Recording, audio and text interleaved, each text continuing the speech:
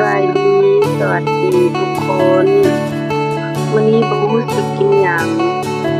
พอดีไปตลาดมื้อนี้เดินไปเดินมาเป็น2-3รอบ